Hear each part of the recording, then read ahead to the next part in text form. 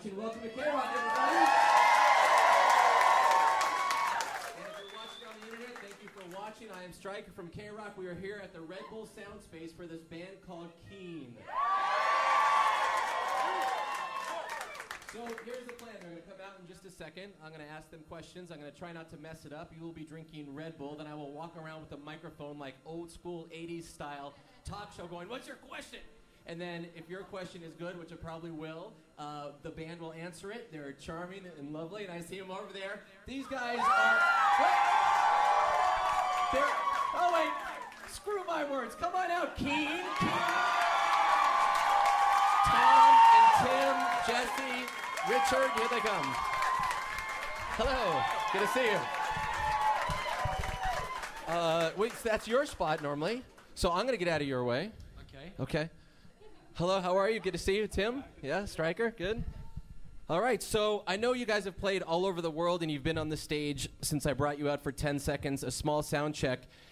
Compared to the Great Wall of China where you played, can you compare our wall to the Great Wall and what you have gotten from this experience? Yes. It's very different to the Great Wall of China. It's not quite as big, but it's still very impressive. Okay, good. Congratulations. Big means impressive, right? That's what my wife tells me. Okay. I don't even know what that means. Either do. Yes, you do. That means that your shoes, which are better than all of ours, are great. I don't know what I'm saying. That's it. Okay, so I guess the last 3 or 4 years, what have you been up to, man? Can someone else answer that question? I can't remember. Tim? No. We made a record in there somewhere. Has it? Okay, I thought it's been at least a few years since a record. Yeah. Was there any downtime, or is it always working? Is it always writing, trying to get us new stuff? There must have been some downtime in there somewhere. We can't. Yeah, it you've can't been have taken us. procreating, haven't you? Yeah. Yeah. So yeah, there's that. But I mean, we wanted to write the very best album that we could come up with. So we've poured all of our energy and our time into doing that, especially in the last couple of years. And now, in the UK, when you say Keane, people just go crazy. I was lucky enough for the first time ever, I was in the UK at the end of last year, and people, when they found out I was from the States and worked in America, almost every single person mentioned the band, so that's got to feel good. But I think you guys are also huge in the States. What is the difference in your mind between the way we like you and when you're playing in the UK? There are a lot more places to visit in the States. Right. You know. Britain's a small place. But yeah, it's great. We have fans all over the place here.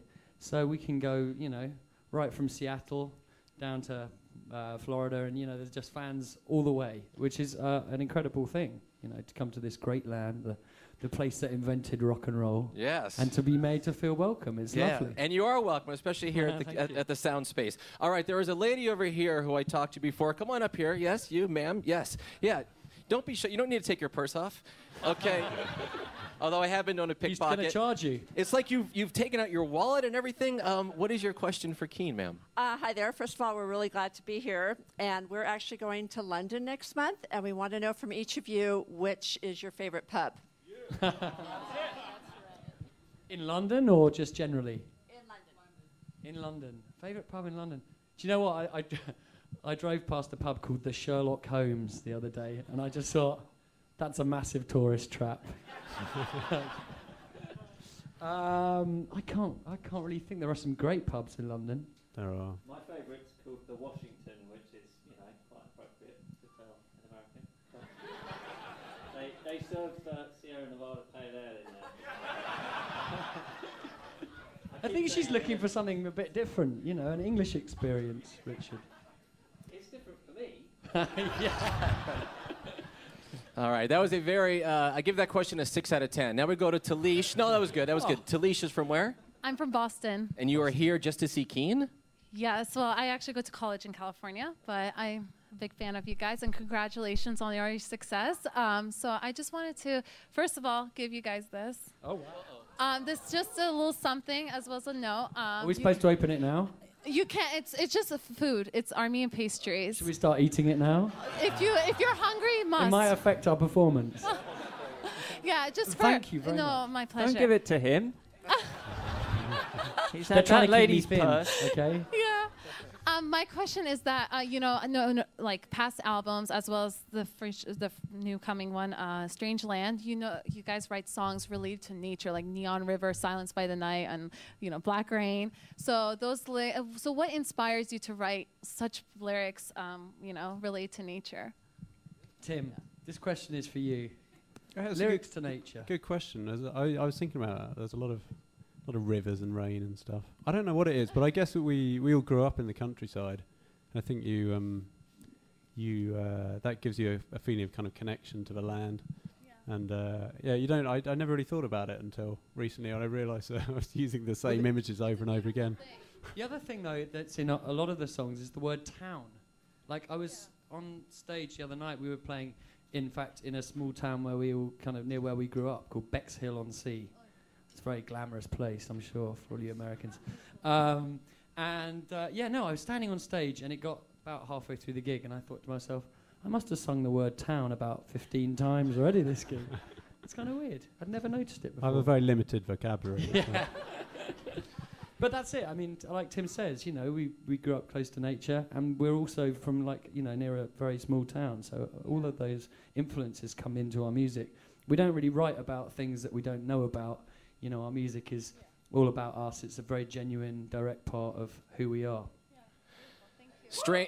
Very good. Very good question, by the way. That was a 9 out of 10 from Boston. Hang on. Strange Land. You bring a gift, it's 10. Hands down. 10. Now, isn't it rule number 1, if somebody, no matter how charming and graceful and beautiful that person is, when they give food, you always just want to be a little like, I don't know if I should eat the food from the person? That's mean. I'm trying to think of a diplomatic answer to this question. What is the strangest thing? We're so greedy we just eat it anyway, yeah, even if it was poisoned. Doesn't matter.